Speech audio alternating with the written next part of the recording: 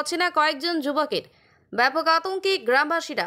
প্রায় গ্রামে 1 মাস ধরে নতুন মানুষের আনাগোনা, কখনো মুখোশ পরে, কখনো গাড়ি বসে তরোয়াল হাতে গ্রামের এ প্রান্ত থেকে শুরু করে ও প্রান্তের অলিতে গলিতে ঘুরে বেড়াচ্ছে কিছু অপরিচিত লোক বলে অভিযোগ গ্রামবাসীর।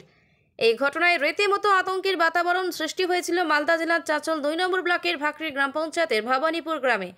আজকে হঠাৎ ওই অপরিচিত লোকগুলোর মধ্যে 2 জন ব্যক্তি গ্রামেরই নূর আলম নামে এক ব্যক্তির বাড়িতে প্রবেশ করে। ঠিক তখনই গ্রামবাসীরা নূর আলম আলীর বাড়ি ঘিরে বিক্ষোভ দেখাতে শুরু করে।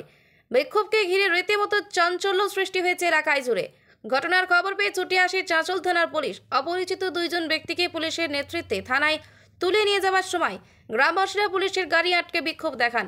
পুলিশ সূত্রে জানা যায়, ওই 2 জন ব্যক্তির মধ্যে একজনের নাম আব্দুল সামাদ, বাড়ি নেমগাছিতে, অপরজনের নাম মনোয়ারুল হোসেন, বাড়ি নগাছিয়াতে। ঘটনার তদন্ত শুরু করেছে চাঁচল থানার পুলিশ। তবে এই বিষয়ে চাঁচল থানার আইসি পূর্ণেন্দু কুণ্ডু জানান, এই ঘটনায় 2 জন ব্যক্তিকে আটক করা হয়েছে। ইতিমধ্যে তদন্ত শুরু করেছে পুলিশ। মালদা থেকে বিশ্বজিৎ মণ্ডলের রিপোর্ট। রাত্রিবেলা চোরকে পিটাই চলে যাচ্ছে, তারপরে দেখা যাচ্ছে কি কিছু দূর বাদ দিয়ে ইয়েতে ওই বাদতে গিয়ে আবার চোরকে মোটরসাইকেল চোরে নিয়ে আসছে। কে নিয়ে আসছে? ওই আলম। কারা এরা? কোথা থেকে এসছে? হ্যাঁ, কারা এসছে? কারা এরা? এরা কারা ছিল আমরা জানি না, কোথা থেকে এসছে না আসছে।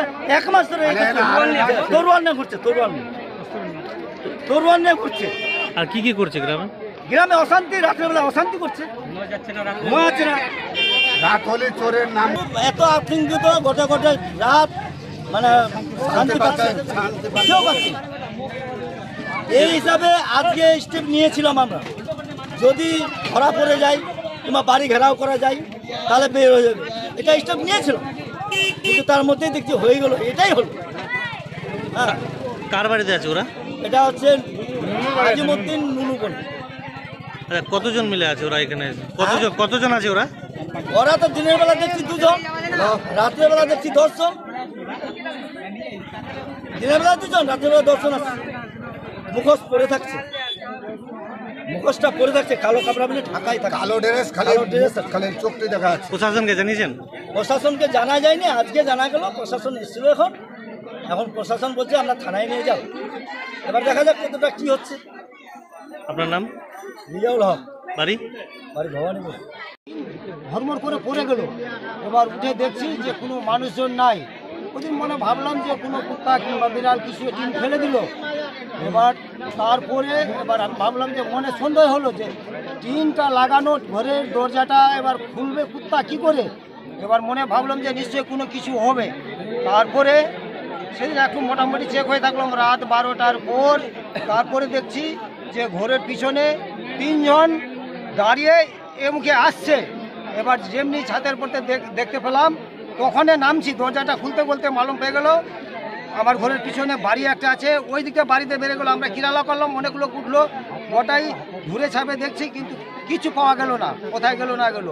এইরকমভাবে আজ 15-20 দিনতে হামেশাই 1 দিন 2 দিন বাদ পরপরই হচ্ছে, পরপরই লোক দেখা যাচ্ছে। আমার বাড়ির পাশে একটা বাড়িতে কাজ হচ্ছে, ওর কবিরাজি রোজাগুনি যা কিছু কাজ করছে, ওর বাড়িতে গেলাম আমি নিজে। ওর বাড়িতে গিয়ে ওকে জিজ্ঞাসা করছি যে তোর বাড়িতে কাজ হচ্ছে, তোরা তো সারা রাত্রি জাগি থাকছিস, তাহলে এবার এখানে যে হচ্ছে তোরা কিছু মালুম পাচ্ছিস না? ওরা বলছে আমরা সবই মালুম পাচ্ছি, কিন্তু আমাদের বাইরে হওয়া নিষেধ আছে, আমরা বাইরে হতে পারবো না।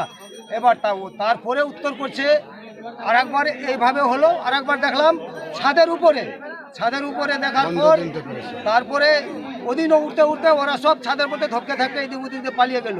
তারপরে আরেকবার ওর বাড়িতে গিয়ে ওকে জিজ্ঞাসা করছি, ও বলছে আমার বাড়িতে ছাদের উপর চড়ে 10-15টা ইট ছিল, সমস্ত ইট ছুঁড়ে ফেলে দিল। ওরা এই কথা বলে। আমি বলছি তোর বাড়িতে কাজ হচ্ছে, তোরা সারাদিন রাত্রি জাগে থাকছো, আর এবার তোমার বাড়ি থেকে ইট ছিঁড়ে ফেলে দিচ্ছে, তোমরা উঠছো না, জাগিতে হচ্ছে না। ওরা কিন্তু আজ এই ঘটনাটা 4 থেকে 5 দিন হচ্ছে, আমরা ডেলিতেই দেখছি, ওরা একদিনও উঠছে না। আজকে এবার শেষ একদিন, ওর থেকে আরও 2-3বার অন্যজন দেখেছে এই ঘটনাগুলো ওই মানুষকে, কিন্তু সমস্ত ছাতির লোক আছে তো মুখোশ পরা থাকছে, মুখ চুপ চিনা যাচ্ছে না, খালি চোখ দেখা যাচ্ছে সিঁড়ি। তারপরে আজকে রাত্রে আমাদের বাড়িতে নাই, যে ছেলের বাড়িতে কবিরাজ ওঝা আছে, ওরে ছতের উপরে চড়ে দরজা টাঙাচ্ছে। ওই ছেলে বলছে দরজা যখন টাঙালো, তো এবার ওই ফোন করলো অন্যজন আমাদেরকে ফোন করলো, আমরা বেরালাম। তারপরে ওরাও পিটাই চলছে, তো সব মানুষ তো খালি ভোলায় উঠছে।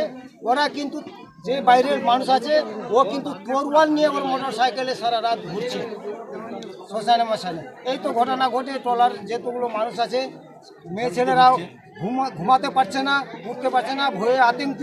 ভাবছি 1 মাস উপর হয়ে গেছে, এর বাড়িতে কাজ হচ্ছে যেদিন থেকে রোজা, সেদিন থেকে এই ঘটনাগুলো ঘটছে। ওদেরকে বলছি, ওরা কোনো আঙ্কিত নিচ্ছে না। এই জন্য ভাবলাম যে রোজা তোমরা এখানে কাজ করা বন্ধ করো, না হলে এই পরিস্থিতি আপনারা এইভাবে লোকজন আসলে এর দায়িত্ব তোমাদেরকে নিতে হবে। এই পরিস্থিতিতে গ্রামের লোকজন সবাই মিলে পুলিশ প্রশাসনকে জানিয়েছেন? পুলিশ প্রশাসনকে না দেখে জানিয়ে নিয়ে আজকে জানা হলো। এতদিন জানা আমার নাম আইয়ুব আলী, বাড়ি? বাড়ি এখানে।